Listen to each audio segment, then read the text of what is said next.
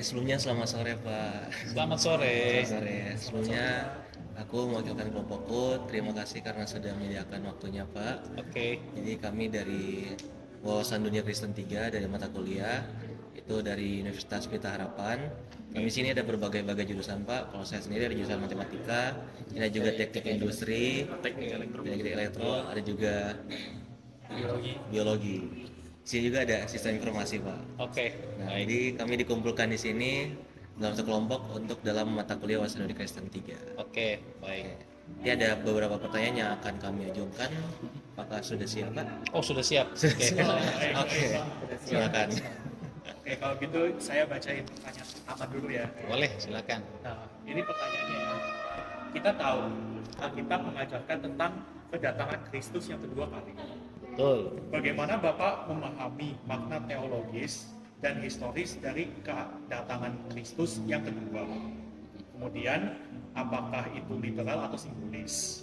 Apa saja tanda-tanda kedatangan Kristus yang Bapak yakini masih relevan bagi gereja masa kini? Oke. Itu aja. Sebelum dimulai, perkenalkan dulu ya. Nama saya Pendeta Muda Nitan Kelisan dari Gereja AFJF Jakarta yang ada di Karawaci. Kalau berbicara tentang kedatangan Yesus kedua kali, itu sudah pasti tertulis dalam Alkitab. Jadi bukan simbolis, bukan cerita dongeng, tetapi sudah pasti. Karena Alkitab pun mencatat dengan jelas di dalam Matius, Markus, Lukas, Yohanes, bahkan Yesus pun berkata, dia pasti akan datang yang kedua kali. Jadi sudah pasti sudah jelas, bukan sekedar ramalan, tetapi sudah satu janji. Jadi kedatangan Tuhan itu adalah satu janji. Jadi kalau berbicara tentang kedatangan Yesus dua kali dan juga tentang kerajaan 1000 tahun, itu dua hal yang berkaitan. Tidak bisa dipisahkan, tetapi menjadi satu pesan buat gereja Tuhan bahwa itu sudah pasti terjadi dan akan terjadi. Oke, jadi untuk pertanyaan kedua nih Pak. Ya. Jadi di sini apakah Bapak sering atau jarang menyampaikan kepada jemaat pengajaran itu berdasarkan kedatangan Kristus kedua kalinya? Nah, kalau boleh tahu mengapa Bapak sering atau jarang untuk Nah kalau di dalam gereja kami ini kan di sini tidak khotbahnya itu bukan khotbah yang berdasarkan pesan ikutin viral sana viral sini, tetapi semuanya secara terstruktur, ya kan? Nah tetapi di dalam gereja kami pun juga tetap mengingatkan kepada jemaat bahwa kedatangan Yesus itu pasti terjadi. Jadi tidak jarang, bukan tidak jarang, pasti sering diberitakan. Bukan cuma di ibadah minggu, tetapi di gereja kami juga punya ibadah-ibadah kelompok kecil atau dinamakan I-Care. Saya sambung dengan pertanyaan pertama tadi yang saya lupa sebutkan. Tanda-tanda kedatangan Tuhan Yesus kedua kali itu sudah jelas tertulis. Alkitab mencatat terjadi yang namanya kelaparan yang tidak terkontrol. Terjadi namanya sakit penyakit, munculnya penyakit, teknologi makin berkembang, obat makin banyak, tapi penyakit makin banyak. Itu salah satu tanda yang paling jelas bahwa kedatangan Tuhan sudah mulai dekat yang kedua kali. Nah, yang berikutnya apa? Timbul perang di sana sini. Timbul perang sana sini yang kita tidak bisa tebak negara mana lagi yang akan berperang. Ya kan? Negara mana lagi yang akan berselisih, seperti itu. Jadi itu salah satu ciri-ciri yang muncul kedatangan Tuhan yang kedua kali. Jadi kalau dari gereja, apakah gereja kita juga sering mengatakan atau sering memberitakan tentang kedatangan Tuhan? Jawabannya iya. Lanjut ke pertanyaan ketiga Pak. Oke. Bagaimana Bapak dapat menjelaskan konsep akhir zaman dalam terang perjanjian baru kepada jemaat Bapak? Apakah Bapak menjelaskan kepada jemaat bahwa pada akhir zaman akan ada penghakiman terakhir? Siapakah yang akan dihakimi? Bagaimana hubungan antara kasih karunia Allah dan keadilan Allah dalam penghakiman terakhir? Oke. Sekarang ini gereja kita itu masih hidup dalam kasih karunia. Kasih karunia itu masih tetap ada sampai nanti Yesus datang kedua kali. Kasih karunia itu selesai. Artinya begini, selama kita belum meninggal, kita masih hidup dalam kasih karunia. Yesus sudah memberikan kasih karunia-Nya itu adalah buktinya ketika dia mati di kayu salib. Ya kan? Dia bangkit, naik surga, tapi dia bilang kan, nanti aku akan datang kedua kali. Datang kedua kali itu dia sebagai hakim, ya kan? Sebagai hakim. Waktu pertama dia datang sebagai penyelamat, penebus, ya kan? Yang kedua datang sebagai hakim. Nah, Jadi ketika berbicara tentang dia datang kedua kali, dia datang itu sebagai hakim yang adil. Bukan lagi menawarkan, oh kamu masih bisa selamatkan, tidak, tapi datang sebagai hakim yang adil. Karena gereja sudah diberikan kesempatan hidup dalam kasih karunia yang panjang. Sampai sekarang ini, sampai nanti datang yang kali kedua. Kita lanjut Pak, pertanyaannya. Seperti yang di Alkitab kan, waktu Kristus datang kedua kalinya akan terjadi kebangkitan tubuh. Seperti itu.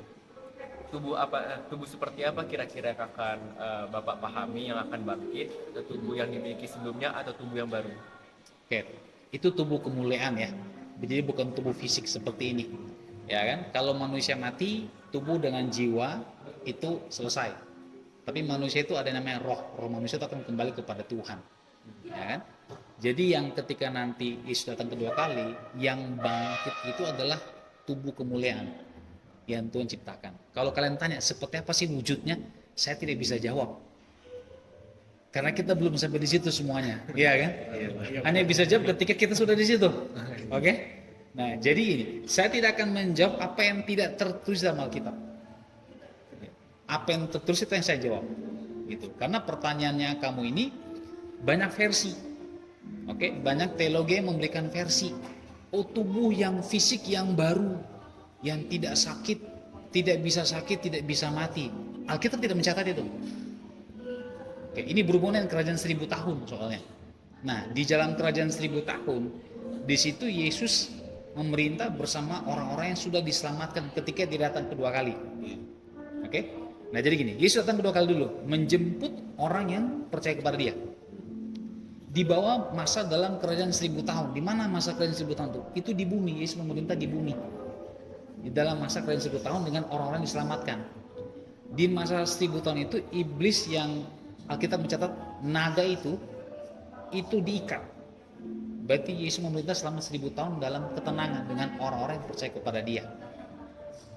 Ada yang menerjemahkan itu orang-orang tersebut hidup dengan tubuh kemuliaan. Saya tidak bisa jawab seperti apa itu tubuh kemuliaan bentuknya karena belum di situ. Lanjut pertanyaan berikutnya Pak. Jadi bagaimana Bapak memahami kerajaan 1000 tahun seperti yang tertulis dalam Wahyu 20 ayat 1-6? Apakah dipahami sebagai literal, simbolis atau keduanya? Lalu bagaimana Bapak menjelaskan perbedaan interpretasi tentang Wahyu 20 pada jemaat Bapak? Oke. Jadi sekali lagi Wahyu 20 itu memang tertulis seperti itu dan memang ya dan amin. Alkitab itu ya dan amin kan? Yeah. Jadi yang sudah pasti bukan simbolis. Bukan bukan dongeng, ya. Jadi kerajaan 1000 tahun adalah masa di mana Yesus memerintah di bumi bersama dengan orang-orang yang percaya kepada dia yang sudah diselamatkan. Masa 1000 tahun itu adalah masa di mana iblis besar yang Alkitab mencatat adalah si naga itu, naga besar itu diikat. Jadi masa 1000 tahun adalah masa di bumi. Setelah selesai masa 1000 tahun, iblis, Alkitab mencatat ya, iblis itu dilepas. Iblis dilepas, diberi kesempatan untuk menyesatkan kembali. Oke, ini Alkitab mencatat, itu di dalam ayat yang ke-7. Disitulah masanya di mana iblis akan menyesatkan orang-orang lain lagi. Setelah selesai itu, barulah masuk namanya penghakiman terakhir, di mana iblis itu akan dihukum, masuk api neraka, seperti itu. Nah, jadi yang kami jelaskan kepada jemaat Tuhan di sini adalah kerajaan 1000 tahun itu ada. Jadi yang kami tekan pada umat di sini adalah mereka semua di sini ketika sudah percaya Yesus tetaplah setia sampai Yesus datang kedua kali, sehingga ketika nanti sudah masa kerajaan 1000 tahun ada, semuanya dijemput bergabung dengan Tuhan di dalam masa kerajaan 1000 tahun dan sampai ke Yerusalem baru. Itu di pasal 21. Menurut Bapak, apa makna langit dan bumi yang baru dalam Wahyu 21? Apakah ini penciptaan ulang atau pembaharuan dari yang lalu? Ya, langit baru dan bumi yang baru, kalau kita bilang langit baru, bumi baru, berarti sesuatu yang baru. Berarti yang new, ya kan? Yang baru, berarti Tuhan ciptakan yang baru. Karena kan langit bumi yang baru berarti menggantikan yang lama. Yerusalem baru. Di situ. Jadi Yerusalem baru itu berarti sesuatu yang baru. Yerusalem yang sekarang ini kan secara fisik itu kan di bumi. Ya kan? Tuhan memberikan tempat yang baru, langit baru, bumi yang baru. Benar kan? Nah, berarti yang baru, yang lama selesai diganti. Seperti itu. Menurut Bapak, apakah memberitakan eskatologi kepada jemaat ini bisa menimbulkan ketakutan atau spekulasi berlebihan? Oke. Dan karena itu langkah konkret yang Bapak lakukan dalam pengembalaan untuk mempersiapkan jemaat menghadapi akhir zaman secara rohani dan moral. Oke. Itu seperti itu. Oke, di gereja kami tidak apa namanya ini, tidak ragu-ragu memberitakan tentang eskatologi. Justru ketika kami memberitakan tentang eskatologi kepada jemaat Tuhan, itu supaya jemaat Tuhan mempersiapkan diri dengan baik-baik bahwa ada yang namanya penghakiman Tuhan nantinya. Di situ. Justru jemaat tidak takut akan hal itu. Nah, kami punya yang namanya satu pelajaran namanya discipleship journey. Kalau gereja mungkin dinamakan namanya pendalaman Alkitab. Di buku pertama kami tentang pelajaran keselamatan sudah sangat jelas. Percaya dalam nama Yesus masuk surga, tidak percaya nama Yesus sebagainya pasti neraka, seperti itu. Nah, jadi umat Tuhan di sini dilatih untuk mereka mengejar yang namanya Yesus, mengenal yang namanya Yesus. Seperti itu. Kami tidak ragu-ragu mengajarkan tentang hal itu. Kenapa? Karena kami tahu bagian kami sebagai gereja, sebagai pendeta mempersiapkan umat Tuhan untuk mereka mengenal Tuhan secara pribadi. Jadi pengajaran di sini sudah pasti valid. Back to Bible semuanya. Sorry, tadi tambahkan apa yang kedua tadi? Yang kedua, Ya, pertanyaan berikutnya sambungannya. yang langkah konkret yang Bapak Langkah lakukan. konkretnya, ya langkah konkret tadi kami mengajarkan. Kami setelah- punya kelas-kelas untuk pengajaran tentang pendalaman Alkitab yang saya katakan tadi namanya discipleship journey. Ya, buku pertama kami tentang keselamatan itu valid. JGSL udah pasti. Come, grow, serve, lead udah pasti. Seperti itu. Oke, terima kasih. Ada lagi? Next, silakan. Pertanyaan terakhir nih Pak, Oke, silakan. mohon nasihat Bapak nih untuk kami anak-anak muda sebagai mahasiswa, bagaimana seharusnya kami bisa hidup di masa penantian ini, menantikan Kristus. Ya. Fokuskan saja iman matamu, pandanganmu kepada Tuhan. Kejar cita-citamu dengan benar, ya kan? Bergaul dengan komunitas yang benar. Silakan bergaul dengan banyak orang, tapi ingat komunitas yang benar itu tidak banyak. Seperti itu. Ujian tantangan pasti ada. Tetapi ketika engkau punya ujian tantangan, engkau lagi lemah, carilah pertolongan kepada orang yang tepat. Pergaulan yang tepat itu sangat bagus untuk pertumbuhan rohanimu, imanmu semakin kuat di dalam Tuhan. Itu dari saya. Ya, baik Pak, terima kasih masukannya, sangat memberkati kami.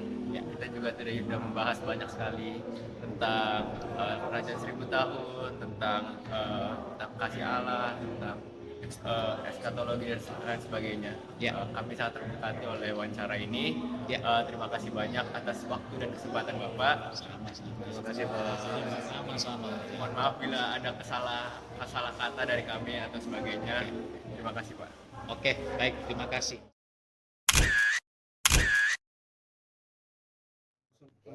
Jadi terima kasih Pastor, kami sudah diterima di sini. Kami mahasiswa dari Universitas Pelita Harapan dari mata kuliah Wawasan Dunia Kristen 3, Pastor. Saat ini kami ada sekitar 10 pertanyaan, jadi Pastor bisa jawab nanti satu-satu. Kita langsung mulai ya dari pertanyaan pertama. Kita tahu Alkitab mengajarkan tentang kedatangan Kristus yang kedua kali. Bagaimana Bapak memahami makna teologis dan historis dari kedatangan Kristus yang kedua? Apakah itu secara literal atau simbolis?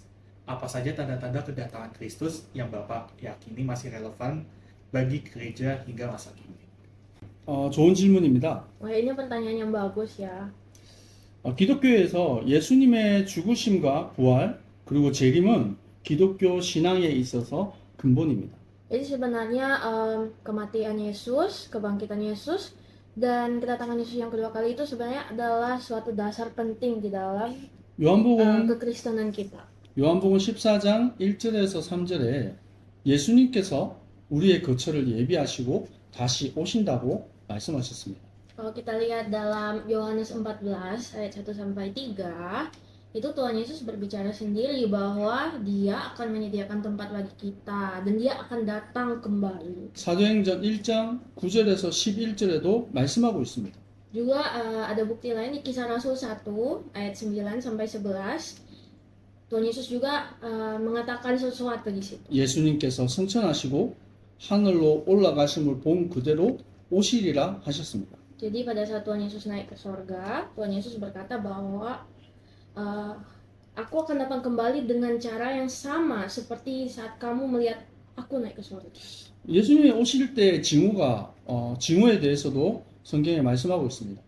Jadi sebenarnya ada, memang Alkitab berbicara juga ya tentang tanda-tanda kedatangan Kristus. 마태복음 24장 4절에서 14절까지 말씀에 기록되어 있습니다. Jadi kita bisa lihat tanda-tanda itu, contohnya dalam Matius 24 ayat 4 sampai 14. 말세에 많은 기근과 재난이 일어난다라고 말씀하셨습니다. Ini berbicara tentang kesudahan zaman, akhir zaman, bahwa akan terjadi banyak kelaparan dan gempa bumi. 하지만 천국 복음이 모든 민족에게 전거되고 난 이후에 오실 것이라고 말씀하셨습니다. Tapi setelah itu firman Tuhan berkata bahwa kesudahan zaman ini akan terjadi setelah Injil sudah diberitakan ke seluruh dunia. 우리는 성경 말씀을 믿습니다. Dan kita sebagai orang Kristen itu percaya tentang Alkitab, apa kata Alkitab. 오늘날 교회들도 이 사실을 믿고 기다리는 것입니다. Dan begitulah gereja-gereja saat ini percaya kata Alkitab dan hidup dalam kepercayaan itu. Oke, jadi untuk pertanyaan kedua, Pastor, jadi apakah Pastor sering atau jarang menyampaikan kepada jemaat Pastor untuk pengajaran kemendesakan kedatangan Kristus kedua kalinya? 저희 교회는 예수님의 죽으심과 부활과 재림에 대해서 항상 말씀을 하고 있습니다. Jadi sebenarnya di gereja kami tentu saja selalu menyampaikan firman Tuhan tentang kematian Yesus, kebangkitan Yesus, dan kedatangan Tuhan Yesus yang kedua kali. 초대교회 신앙은 마라나타 신앙이었어요. Kalau kita belajar dari gereja mula-mula itu punya iman Maranatha. 마라나타 뜻은 주 예수여 오시옵소서. Apa arti Maranatha? Maranatha itu artinya adalah Yesus, ya Tuhan, datanglah kembali. 고린도전서 16장 22절에 바울의 고백입니다. Buktinya ada di 1 Korintus 16 ayat 22. 우리 주여 오시옵소서. Jadi di situ berkata pengakuan Paulus Maranatha. 계시록 22장 20절에서 21절에 사도 요한의 고백입니다. Nah, lalu setelah itu ada pengakuan rasul lain yaitu Yohanes di kitab Wahyu 22 ayat 20 sampai 21. 주 예수여 오시옵소서. Datanglah Tuhan Yesus. 이처럼 우리도 예수 그리스도를 믿는 하나님의 백성들입니다. Kita kan adalah umat-umat Tuhan yang percaya sama Tuhan. 우리는 오늘도 내일도 언제든지 예수님의 재림을 고대하는 신앙이 되어야 합니다. Jadi saya percaya bahwa kita juga harus selalu punya iman yang menantikan kedatangan Tuhan Yesus yang kedua kali. Untuk pertanyaan selanjutnya, bagaimana Bapak menjelaskan konsep akhir zaman dalam terang perjanjian baru kepada jemaat Bapak? Apakah Bapak menjelaskan kepada jemaat bahwa pada akhir zaman akan ada penghakiman terakhir? Siapakah yang akan dihakimi? Bagaimana hubungan antara kasih karunia Allah dan keadilan Allah dalam penghakiman terakhir? 하나님의 하실 일들을 예측하거나 판단할 수 없습니다. Jadi pertama-tama yang harus kita ketahui adalah kita tidak bisa memperkirakan kapan Tuhan Yesus datang kembali. 하지만 이미 말씀을 통해서 우리에게 전달하신 내용이 있습니다. Namun kita bisa melihat dari semua firman Tuhan, apa yang Tuhan sudah katakan kepada kita. 사람들이 생각하는 이 종말의 개념은 무엇입니까? Sebenarnya menurut orang-orang konsep akhir zaman itu apa sih? 종말은 끝이라고 생각을 해요. Mungkin orang-orang bilang akhir zaman itu ya udah akhir. 그리고 세상 안에는 영원한 것이 없어요. Kita tahu juga bahwa di dunia ini kan tidak ada sesuatu yang forever. 여기에 있는 저를 비롯해서 여기에 있는 모든 사람들은 다 죽습니다. Saya dan semua kita di sini pasti suatu hari akan mati. 개인의 종말이에요. Artinya itu adalah kiamat pribadi. 여러분 역사 안에 많은 국가들이 있었어요. Kalau kita melihat sejarah juga kan banyak sekali sejarah-sejarah dari banyaknya negara-negara. 근데 그 국가들도 다 종말이 있습니다. Dan setiap negara juga punya kiamatnya sendiri. 그리고 지구도 종말이 있어요. Begitu juga bumi. Bumi juga punya akhirnya juga. 자, 그렇다면 우리는 하나님의 자녀들입니다. Tapi kan kita anak-anak Tuhan. 그럼 종말을 어떻게 이해해야 되겠습니까? Jadi gimana sih cara kita untuk memahami konsep akhir zaman atau kiamat? 종말은 새로운 시작입니다. Bagi kita, akhir zaman itu harus menjadi awal yang baru. 예수님께서 우리의 구원자로 오셨습니다. Karena kita tahu Tuhan Yesus datang ke dunia ini sebagai juru selamat. 우리의 죄를 대신하여 십자가에 죽으셨어요. Dia juga mati di kayu salib untuk menebus dosa kita. 그리고 부활하시고 승천하셨어요. Lalu setelah itu ya naik ke sorga dan dia bangkit dulu lalu naik ke sorga. 성경은 말씀하고 있습니다. Alkitab menulis 예수님께서는 다시 재림하실 것입니다. bahwa Yesus akan datang kembali 그때는 심판주로 오시는 거예요. sebagai hakim. 예수님이 구원주로 오셨다가 재림하실 때는 심판주로 오시는 거예요. Jadi pertama ia datang sebagai juru selamat, tapi yang kedua ia datang sebagai hakim. 히브리서 9장 27절 28절에 말씀하고 있습니다. Ini tertulis dalam Ibrani 9 ayat 27 sampai 28. 모든 사람에게는 다 죽음이 있어요. Bahwa semua orang, semua manusia pasti mati suatu 죽음 hari. 이후에는 심판이 있다라고 말씀하십니다. Dan ayat ini dengan jelas berkata semua orang yang mati itu jelas akan dihakimi. 하지만 우리는 두렵지 않아요. Namun perbedaannya kita tidak perlu takut. 왜냐하면 28절에 Kenapa? Karena ayat 우리는 8, 그리스도의 피로 제사함을 받았기 때문입니다. karena ayat 8 berkata kita itu telah diampuni. Dosa kita telah diampuni dengan darah Kristus, jadi tak perlu takut. Oke, untuk pertanyaan nomor 4, saat kedatangan Kristus kedua kali, akan terjadi kebangkitan tubuh. Tubuh seperti apa yang akan dimiliki? Tubuh yang sama yang dimiliki sebelumnya atau tubuh yang baru? Mohon penjelasannya.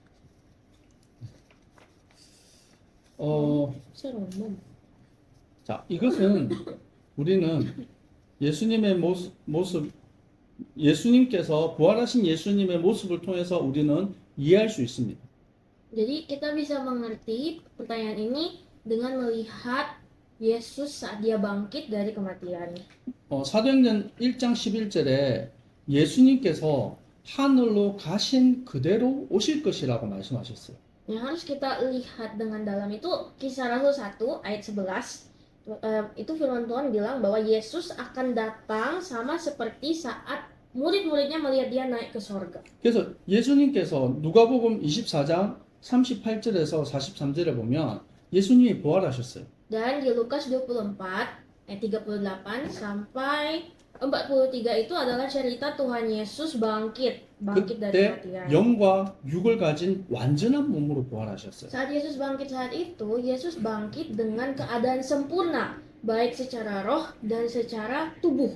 자, 고린도전서 15장 50절에서 54절에 말씀하고 있어요. Dalam 1 Korintus 15 ayat 50 sampai 54, firman Tuhan berkata begini. 마지막 나팔이 울릴 때에 썩지 않는 변화된 몸으로 살아날 것을 말씀하고 있습니다. Kita bisa lihat bukti yang lain berkata begini. Ketika bersuara nafir yang terakhir, semua manusia akan dibangkitkan dalam keadaan yang tidak dapat binasa dan semua akan diubah. 우리는 말씀대로 될 것을 믿습니다. Jadi yang harus kita lakukan adalah percaya saja bahwa apa yang diberitakan firman akan terjadi. 아멘. Amin. Menurut Bapak, apa makna langit dan bumi yang baru dalam Wahyu 21? Apakah itu penciptaan ulang atau pembaruan dari yang lama? 세상. 네. 우리는 말씀으로 제가 답을 하겠습니다. Jadi setiap jawaban saya itu selalu referensinya dari ayat firman Tuhan ya. 이사야서 65장 17절에 새 하늘과 새 땅을 창조하실 것을 말씀하십니다. Kita bisa lihat jawabannya di Yesaya 65 ayat 17. 이것은 이 지구에서 이루어지는 것을 말하는 게 아니에요. Jadi sebenarnya langit yang baru dan bumi yang baru itu tidak terjadi di planet bumi. 예수 그리스도의 재림 이후에 하나님의 완전하고 새로운 세계가 펼쳐질 것을 말씀하시는 겁니다. Jadi sebenarnya ayat ini berkata tentang dunia yang baru setelah Yesus datang kembali yang kedua kalinya.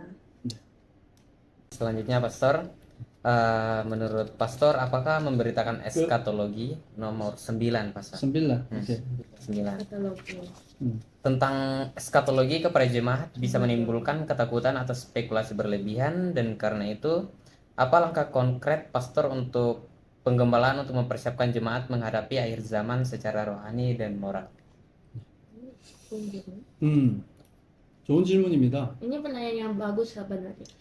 종말과 심판은 반드시 이루어지는 영적인 사실입니다. Sebenarnya penghakiman dan akhir zaman ini adalah fakta rohani yang pasti akan terjadi. 근데 사람들은 이 종말이라는 단어 자체를 좋아하지 않습니다. Tapi secara harfiah orang-orang sangat tidak suka dengan kata kiamat. 왜냐하면 두려워하는 단어이기 때문에 그렇죠. Karena memang ini sudah menjadi satu kosakata yang membawa aura ketakutan. 근데 성경은 우리에게 두려움을 말하는 것이 아니라 확신에 대해서 말씀을 주십니다. Tapi sebenarnya tujuan Alkitab mengatakan akhir zaman ini bukan untuk membawa ketakutan, namun untuk membawa suatu keyakinan, kepastian. 빌립보서 3장 20절에 말씀하고 있습니다. Ini kita bisa lihat di dalam 빌립보서 3장 20절. ada di dalam Filipi 3 ayat 20 sampai 21. 우리는 하늘에 속한 하나님의 백성들입니다. Kita adalah umat Allah di sorga. 그래서 우리는 마지막 때 우리를 영화롭게 하실 것을 믿습니다. Dan kita percaya bahwa pasti Tuhan akan memuliakan kita pada kesudahan dunia. Itu ayat itu katakan. 그래서 예수님의 재림은 두려움이 아닙니다. Jadi eskatologi, kedatangan Yesus yang kedua kali itu semata-mata bukan suatu ketakutan. 결혼한 신부가 신랑을 기다리는 것과 같아요. Itu kita harus seperti seorang pengantin perempuan yang menantikan pengantin pria. 그것은 기대와 소망입니다. Yaitu yang penuh dengan pengharapan, penuh dengan penantian. 여러분이 그 확신을 가졌으면 좋겠습니다. Jadi saya harap kalian juga menantikan kedatangan Tuhan itu seperti itu. 수다. Satu lagi. Satu lagi. Terakhir, jadi kami meminta nasihat pastor buat kami sebagai orang-orang muda atau mahasiswa, bagaimana ulang dari Iya. Jadi kita mau meminta nasihat kepada pastor. Jadi sebagai anak-anak muda atau mahasiswa, bagaimana seharusnya kami hidup dalam masa penantian akan kedatangan Kristus yang kedua kali.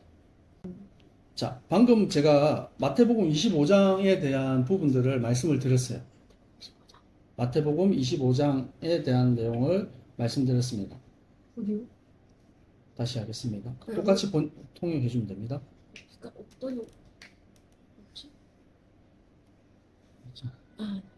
Maaf, jadi sebenarnya ada di dalam Matius pasal 25 tadi menantikan kedatangan pengantin pria, yaitu ada di pasal 25 Matius.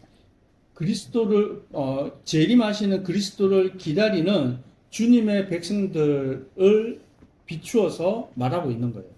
Jadi sebenarnya perumpamaan yang ada di Matius pasal 25 itu bercerita tentang kedatangan Tuhan Yesus yang kedua kali. 마태복음 25장은 등불에 기름을 준비하고 신랑을 기다리는 신부와 같은 마음이에요. Jadi sebenarnya anak-anak darah yang menantikan kedatangan pengantin pria dengan minyak dalam pelitannya itu sebenarnya seperti orang-orang Kristen yang menantikan kedatangan Tuhan dan bersedia. 여러분 청년들입니다. Kalian kan adalah anak-anak muda. 여러분은 소망하는 마음을 가지고 또 주님의 날을 기다리면서 살아야 하는 것입니다. Jadi ajakan saya untuk kalian, nantikanlah kedatangan Tuhan Yesus yang kedua itu dengan penuh harapan. 시편 110편 3절에 말씀하고 있습니다. Dalam Mazmur 110 ayat 3 주님의 권능의 날이 임하게 될 것입니다.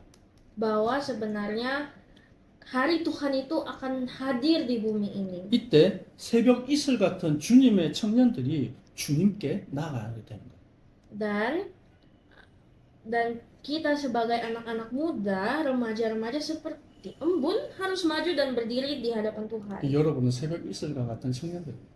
Jadi kalian itu sebenarnya adalah seperti para kandungan fajar tampil bagimu ke remaja. Jadi kalian adalah seperti embun-embun. 여러분은 remaja. 하나님의 소망이고 하나님의 축복입니다. Jadi remaja, kalian harus menjadi remaja, pemuda-pemuda seperti embun, seperti itu. Udah jelas. Iya, iya.